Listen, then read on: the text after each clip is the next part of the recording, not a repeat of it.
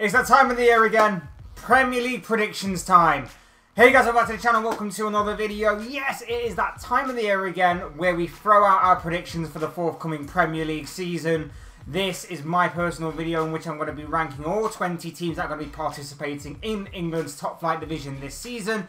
I'm ranking them from bottom to the top and seeing where we all finish. I might do an updated version of this later on when the transfer window closes. Of course, we've got a few weeks left of that transfer window, so I may do an updated one because obviously a lot can happen between now and then, and a lot of players can move, and then therefore a lot of things can change. But for the here and now, for the beginning of the season that is just around the corner, just under 48 hours away at the time of recording, to be exact, we're going to be doing a ranking of the Premier League predictions for this season.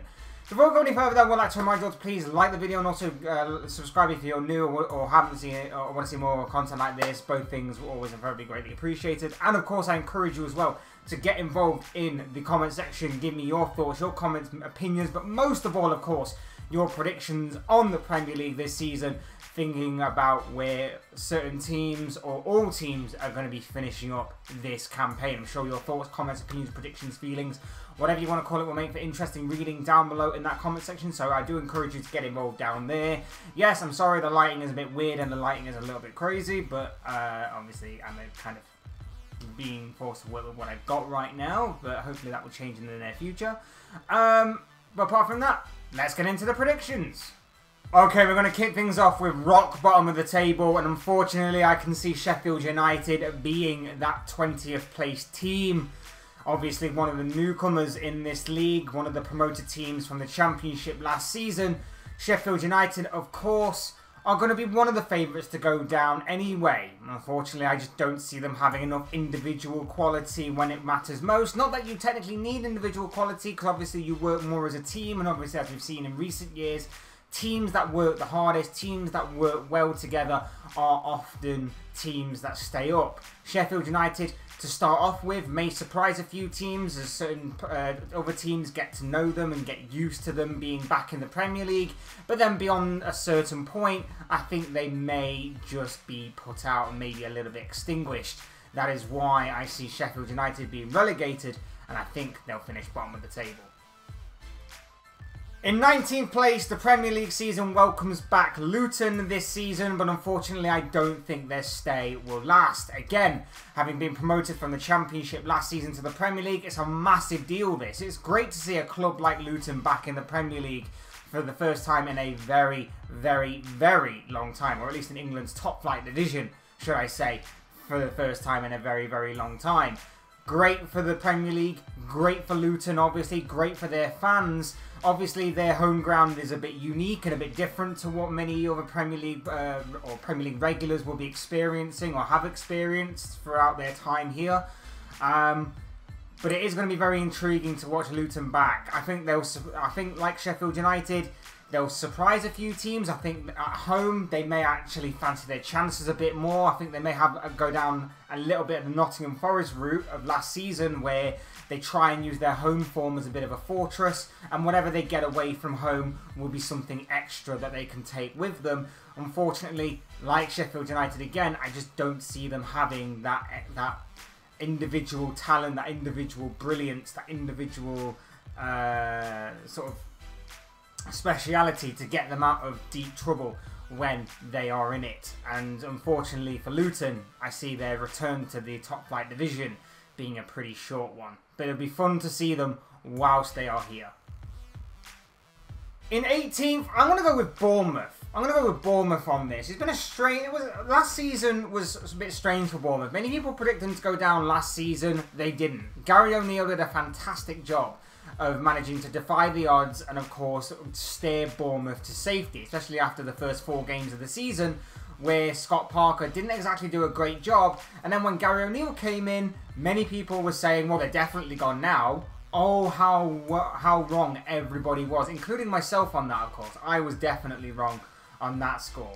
Fast forward several months later to the end of the Premier League, Bournemouth survive. Gary O'Neill should be the manager, right? Well, wrong. They changed the manager midway through the summer. Gary O'Neill left. They brought in a new manager. This could work for them. Obviously, it has the potential to work for them. 9 times out of 10, though, in this situation, you don't change what ain't broke. And unfortunately, I don't think Bournemouth will have enough about them to stay above water this time around. Don't know if the new manager will help. I don't know if they'll go for about 3 different managers before the end of the season. I just think that they will be the ones relegated alongside Luton and Sheffield United come the end of the campaign. In 17th place, I've gone with Nottingham Forest. Now, I was a bit hesitant with this one because I don't think they'll get relegated, but I didn't know if they would push higher. Last season, of course, it was their home form that, of course, rescued Nottingham Forest's campaign.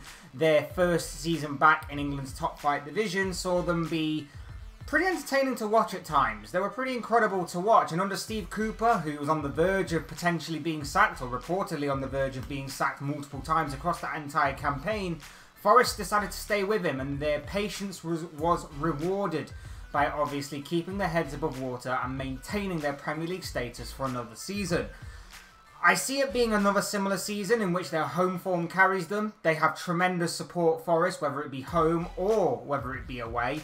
If they can start picking up a few more away points, though, that could definitely help their season, in which their initial aim will be to stave off and to battle off relegation. I see it happening. 17th is the bare minimum. We'll see where Steve Cooper's side goes. In 16th, I've gone with Wolves. Now, is it just me, or does there seem to be a team every single season that seems to be in a bit of, or throw themselves into a bit of chaos a few days before the season starts? Julian Lopetegui. He was the manager, or came in partway through last season to be the Wolves manager. He's been sacked. He's been sacked a few days before the season begins for Wolves. In comes Gary O'Neill. I don't know the ins and outs completely on that situation, but doesn't it just seem a bit weird? A bit baffling? Wolves, I think, will stay up. I think they've got experience within their team to do so. I know that obviously a lot has changed at Wolves over these past few years. And now, of course, they bring in a new manager in Gary O'Neill, who has experience of obviously keeping Bournemouth up from last season. This will be a big test for him and a welcome task, I'm sure, after obviously being given the boot by the Cherries in the summer. Be very interesting, but I don't think Wolves will go down. But I think they are definitely within a shout. In 15th, West Ham, last season's Europa Conference League winners. Big summer for West Ham. Not for all the good reasons, though. Losing their talisman, Declan Rice. I think their striker, Scamacca, has also left, or is on the verge of leaving. And reports are seemingly suggesting that Lucas Paqueta could be on the radar of Manchester City. Big losses. Big losses. Do they have enough about them to go down? They have enough about them to be in the conversation of going down. I think David Moyes is well experienced enough that they will survive. But it might be another underwhelming season, at least domestically, for West Ham. They can have all the memories of the Europa Conference League, and they're in the Europa League this season, so they'll have that to look forward to as well. But domestic-wise, it might be another tough year for David Moyes and for West Ham. In 14th, I have Everton. Now, in the past couple of years, of course, we've seen Everton survive and maintain their Premier League status by the skin of their teeth. This season, I think they'll still have to battle off relegation, but I don't think it'll be as a close run thing this time around. Not really much in terms of transfer activity, but they do have Sean Dyche, who, of course, is a manager whose relegation battling has obviously made him the name that he is today in the English Premier League, obviously having many years of experience with Burnley. I think now that he's got that half a season or whatever it was under his belt at Everton, and now that he can obviously look to try and implement things even going forward and even further on the Toffees, maybe he can make them a bit of a tough force again, maybe a bit more of a physical force, maybe a bit more of a troubling force that of course Burnley were for years under his management. Again, not entirely convinced because of the squad that Everton currently possess. But having said that, like I say, don't be too fooled if obviously Everton do manage to stave off relegation a bit more confidently and a bit more, what's the word I'm looking for? slightly more easier than they have done in recent years. In 13th, I've got Fulham. Now, last season, of course, Fulham were one of the surprising stories in England's top flight division. Obviously being given the tagline of being the newcomers, obviously being promoted from the Championship the previous campaign, many people expected Fulham to be one of the favourites to go down. Fortunately for Fulham, of course, that isn't what happened. Marco Silva and Fulham produced a fantastic season in which they comfortably finished mid-table. They finished 10th, and they brought with them a surprise, a very good style to watch. It wasn't too direct at times, but it also wasn't too technical and too tippy-tappy and too much passing and moving and too much technicality. It was a mixture of both when it needed it most, and they proved to be very difficult for a lot of teams up and down the Premier League. Hence why, of course, they finished as high as what they did. This time around, I don't think it'll be that easy for them. I think a lot of teams have started to suss them out a little bit. I also think that this whole Alexander Mitrovic thing is hanging over them, and I think that bringing in Raul Jimenez as his possible replacement, or maybe his sort of competition, if they do manage to convince him to stay, might not be ideal either. Don't get me wrong, Jimenez, great player before his injury, but as we've seen since his injury, he hasn't quite hit the standards that he set before, obviously that horror of an injury that he suffered a few years ago. Bit of a gamble.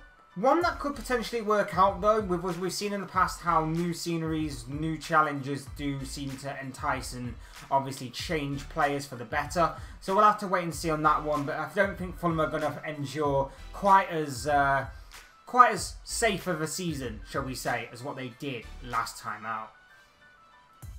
In 12th, we've got Vincent Kompany's Burnley. Now, if you are, or if anyone out there is thinking this is the Burnley of old, you're going to be in for a rude awakening. This Burnley side are very much different under Vincent Kompany.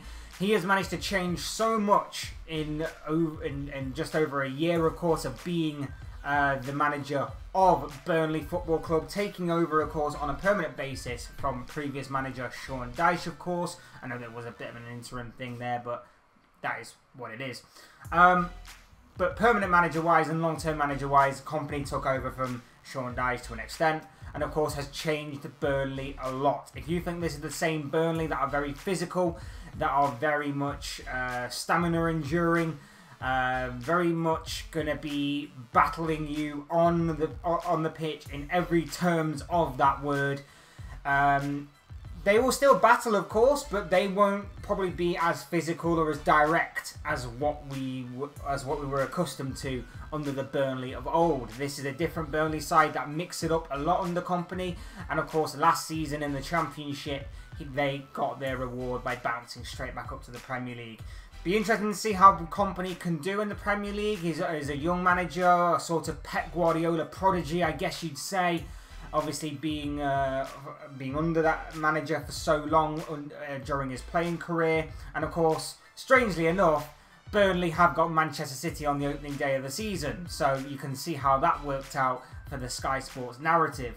But no, I don't think Burnley will be in any sort of real danger of going down this season.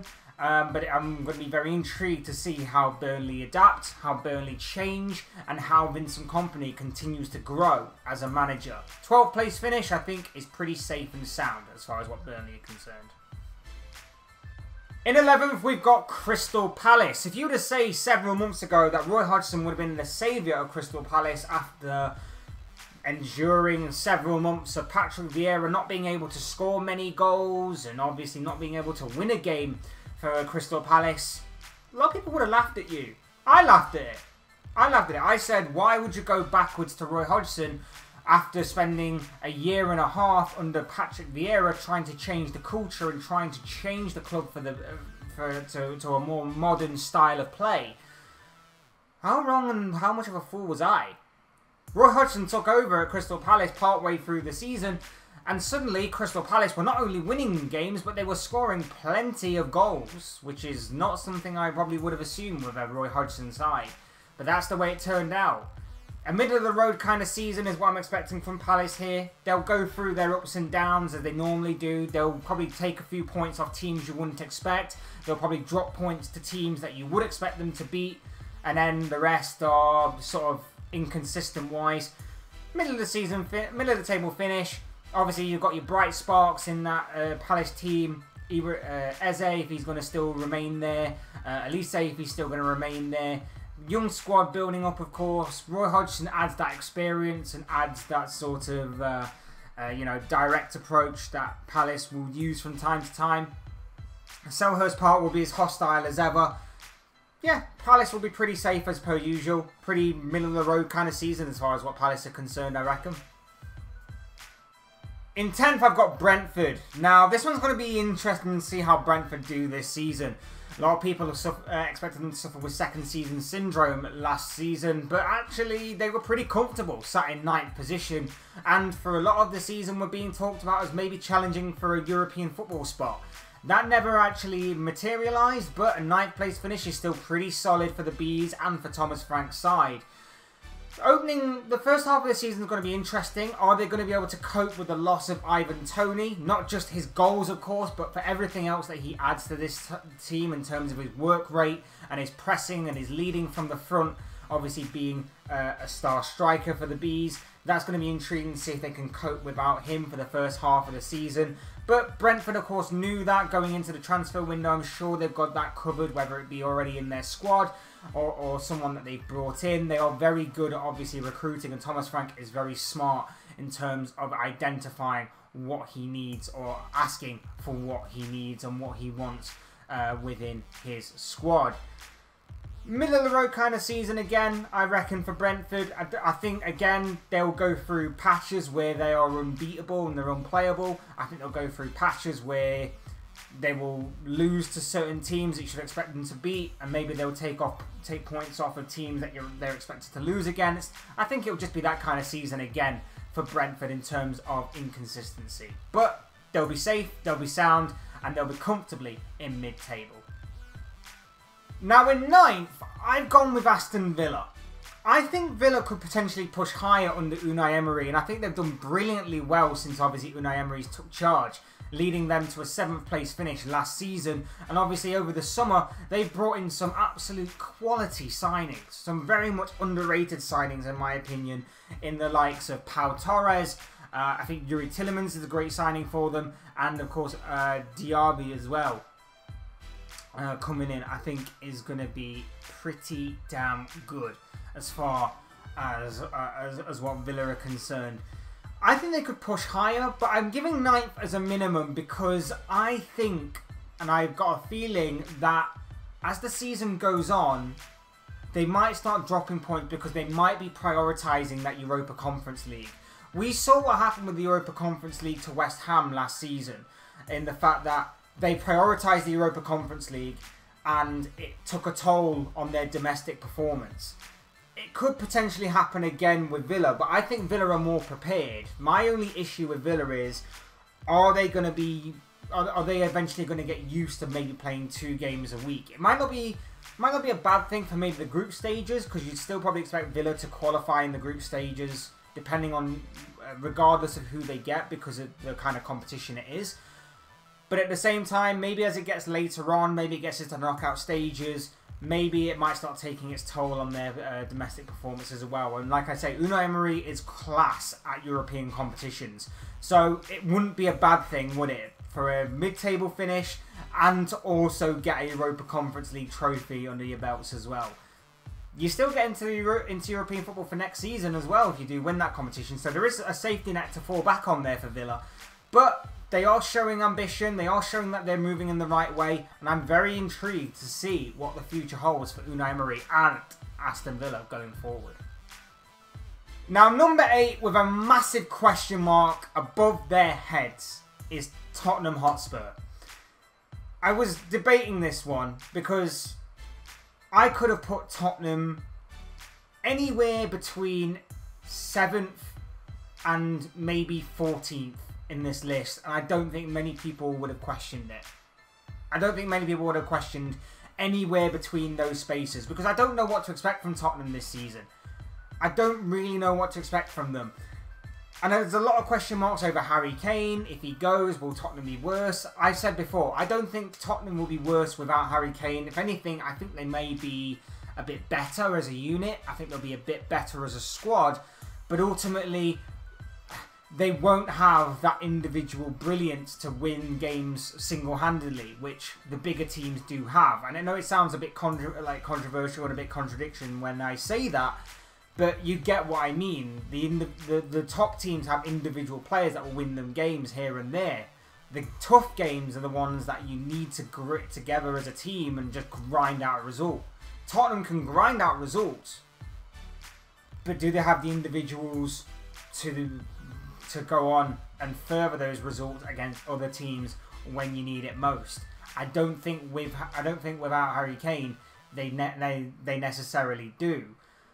It's going to be intriguing watching Tottenham. I feel like they could be a team that may be very exciting to watch, which for the first time in a very long time since Pochettino's days could actually make Tottenham worth watching. I feel like they're going to be a team next season that might score many, but also concede a few as well.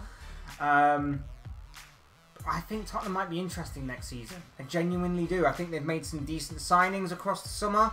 I think they are going to miss a big superstar if obviously Harry Kane does go. But overall, I think it will only bring the team more together. And that's why I've got them finishing as high as what they have. Like I say, I could have put them anywhere between 7th and 14th.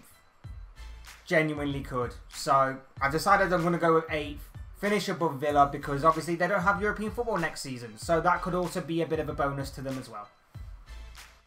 In 7th, I've got Brighton. They're another team who have got European football this season, and that's why I don't think they'll finish quite as high as what they did last season. 7th place finish for Brighton will be pretty good anyway. I think they'll still be a solid team to beat. I think they'll still be a team that gives a lot of other teams a run for their money. And of course, Brighton, despite the fact that they're probably going to be losing a few key players this summer, they've already lost Robert Sanchez, but they replaced him. They're probably going to lose Moises Caicedo towards the end of the transfer window as well.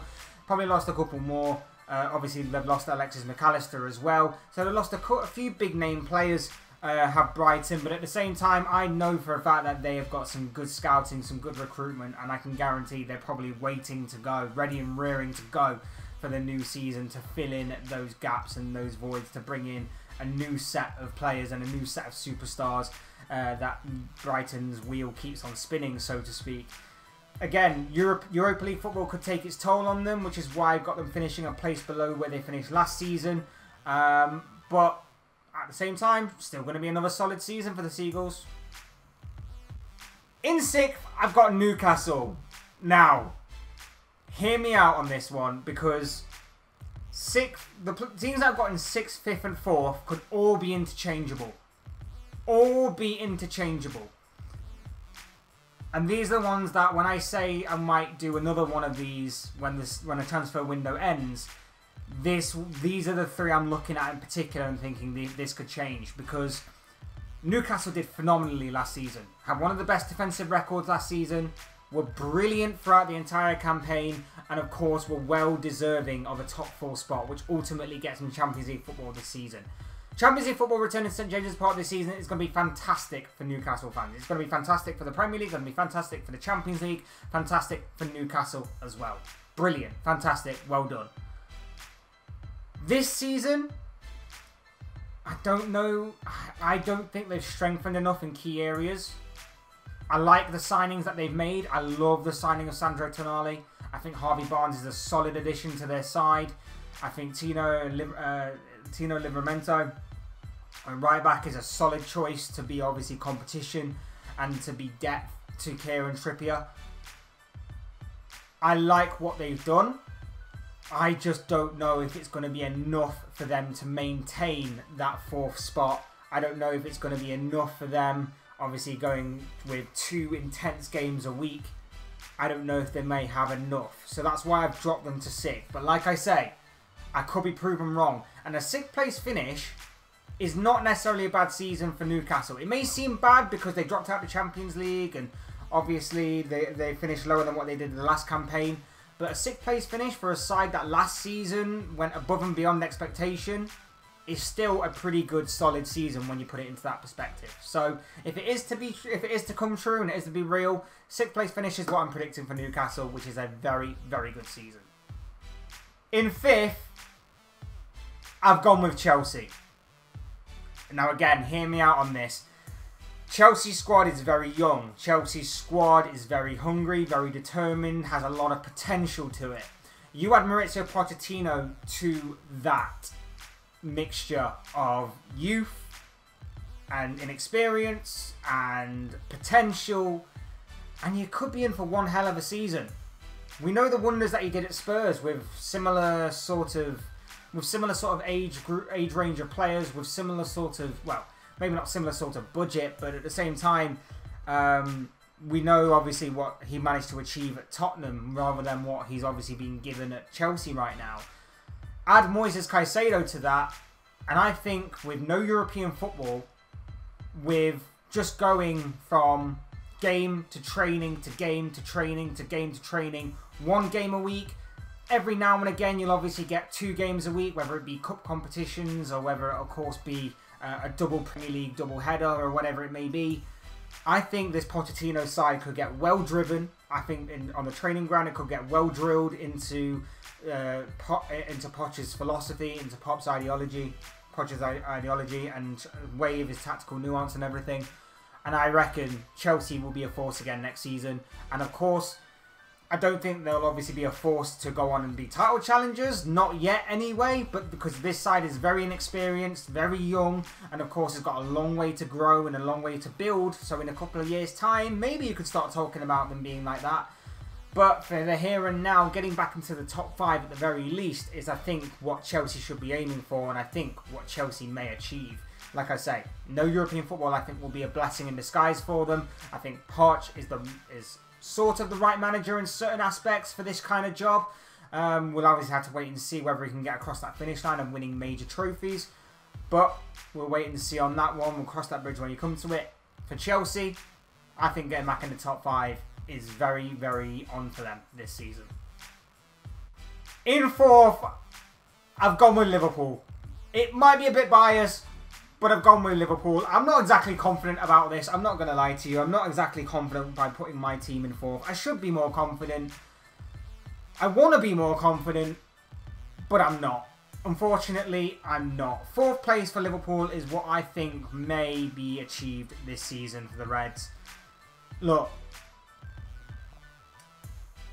I'm not going to say it's going to be easy. I'm not even going to say we're going to be title contenders.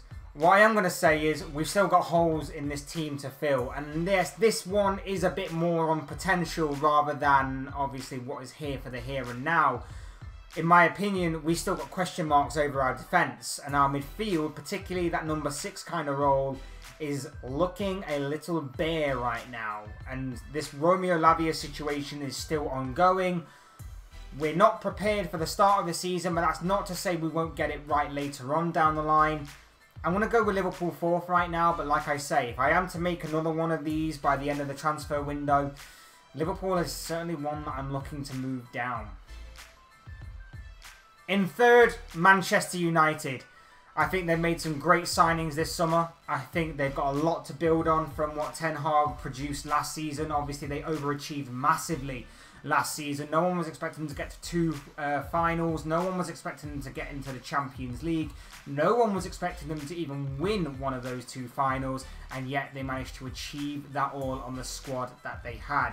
Of course, a lot of money has been spent over these past couple of years, but obviously that needed to happen. Ten Hag has actually spent the money, and United has spent the money quite kind of spread throughout the squad, and it's actually been smart spending for once in a while at Manchester United, I guess you can say.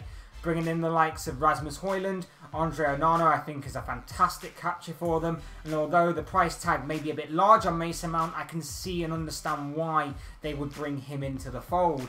If they are to go on and get a few more signings in key areas, the kind of players that are being talked about as they are, and the rumours that are being swirling around Manchester United, I personally think that United could certainly be ones to watch next season.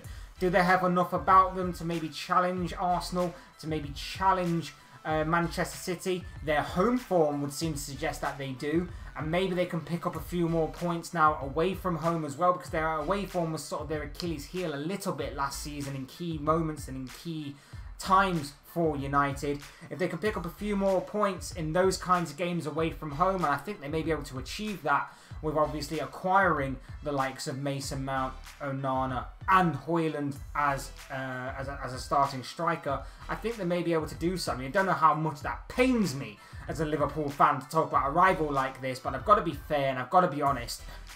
I just don't think they may have enough just yet to challenge City and Arsenal, but I think they will be in and amongst them until maybe around about March to April time, and then drop off. In second, I've got to go with Arsenal. Once again, I think Arsenal are going to become runners-up. I think Arsenal's squad is looking somewhat stronger. I like the additions that they've made this summer. They'll have grown. The hope is that they'll have grown from last season. I would love to say Arsenal will win this league, for someone different to win it other than Manchester City.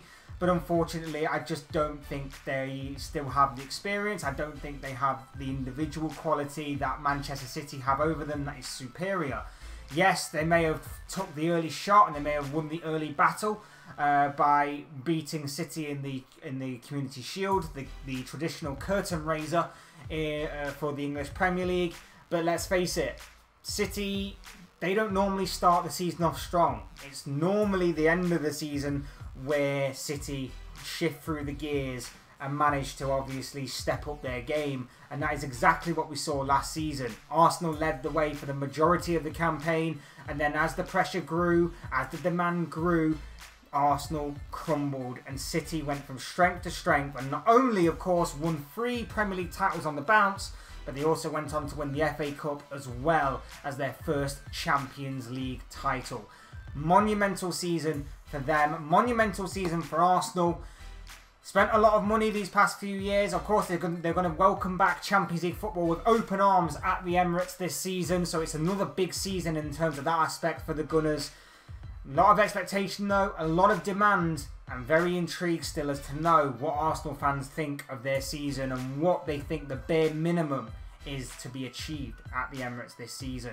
But I think they're going to push City again. I think they're going to challenge City again. But I just don't think they'll have enough about them to topple Pep Guardiola's side. So if you haven't guessed it by now, it basically means that I think the winners of the Premier League for the 4th year in a row is going to be Manchester City. Pep Guardiola's Manchester City last season are coming into this one off the back of winning a treble, of course. They won the Premier League last season. They beat Arsenal to the title. They overtook Arsenal when it mattered most in the run-in towards the end of the season. They managed to beat them. They managed to go on and win the FA Cup at the expense of Manchester United. And of course, they managed to win the Champions League at the expense of Inter Milan. Pep Guardiola won the treble, a historic and phenomenal season last campaign. And this season, there's even more to win. There's the Super Cup. There's the Club World Cup. The League Cup is back on the table, as well as obviously defending their Premier League, Champions League and FA Cup titles. Could it all happen for Pep Guardiola in what could be another historical and miraculous season in the waiting? Potentially, but I think for the big one, the main one, I guess you'd say, other than maybe the Champions League in terms of the domestic cup, I think there's no one better right now. There's no one better. And I know people will say that maybe City side are a bit weaker. Maybe their summer of getting rid of a few players and maybe not exactly acquiring players that are up to that particular calibre of the likes of the players that they have missed in terms of Riyad Mahrez and Ilkay Gundogan, and maybe a few more that are still to leave Manchester City might not be up to that standard. Well, we said the same thing last season, and look what happened. They went on to win the treble, did Manchester City, so I wouldn't be surprised if City go on to have another miraculous season here. As much as I want to say someone different will win it, as much as I want to say Liverpool will win it, I can't. I've got to be fair, I've got to be honest, and I've got to say that at the moment in time, with the experience, all the t-shirts that say been there and done that, all the experience of winning, they're having the best manager in world football right now, having some of the best players in world football right now, obviously having the know-how and the history of just going from strength to strength when it matters most. I cannot look past Manchester City for being the Premier League champions for this forthcoming campaign. I just can't. And there you have it. Like I always say, these are the thoughts, comments, opinions, predictions, feelings, whatever you want to call it, of this guy. I want to know what you guys think. What do you make of the forthcoming Premier League season to come this campaign? What are your own thoughts, your comments, opinions? But most of all, of course, what are your predictions for the 2023-24 Premier League season that is to come? I, for one, cannot wait, and it is so close to restarting and kicking off once again. I cannot wait to see what unfolds as another chapter in the Premier League and England's top flight division is set to unravel this over the next several months. Like I always say, leave your comments, leave your thoughts, comments, opinions, predictions, feelings down below in that comment section. Would love to hear from you all. Would love to read all of your interesting and great thoughts and predictions. Otherwise, hit the like button on the way up, enjoy the video, subscribe if you're new and want to see more content like this. Both things are always incredibly greatly appreciated. And, of course, thank you all so much for watching and listening. I've been Fletch. This has been another Premier League predictions video, and I will see you all again soon in another video or live stream or whatever it may be. Cheers, guys. See you soon.